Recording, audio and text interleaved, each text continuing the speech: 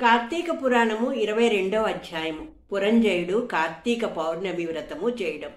పురంజయుడు వశిష్ఠుడు వారు చెప్పిన ప్రకారము కార్తీక పౌర్ణమి రోజు శుచియే దేవాలయంకి వెళ్లి శ్రీమన్నారాయణ్ణి షోడశోపచారాలతో పూజించి శ్రీహరిని గానం చేసి సాష్టాంగ నమస్కారము చేసి నదికి పోయి స్నానమాచరించి తిరిగి గృహమునకు పోయిను. అట్టి సమయమున ఒక వృద్ధ బ్రాహ్మణుడు, విష్ణు భక్తుడైన ఒక వృద్ధ బ్రాహ్మణుడు తులసిమాలలు మెడ నిండా ధరించిన వాడే పురంజయునితో, నీవు కోల్పోయిన నీ సైన్యముతో తీసుకొని యుద్ధ సన్నద్ధుడై శత్రురాజులతో భీకరముగా పోరు సల్పము, ఆ నీ రాజ్యము నీకు వశమగును అని దీవించి అదృశ్యమైను. ఆ మాటలు నమ్మి శత్రువులతో భీకర యుద్ధము సల్పి తిరిగి తన రాజ్యమును తను సంపాదించుకొనెను. శ్రీమన్నారాయణుడు పురంజయునికి విజయానికి అన్ని విధములా సహాయం చేసెను.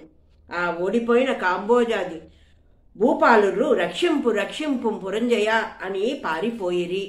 పురంజయుడు విజయము పొంది తన రాజ్యమును తిరిగి సంపాదించెను. శ్రీమన్నారాయణ కటాక్షం వల్ల శత్రుభయము ఉండదు.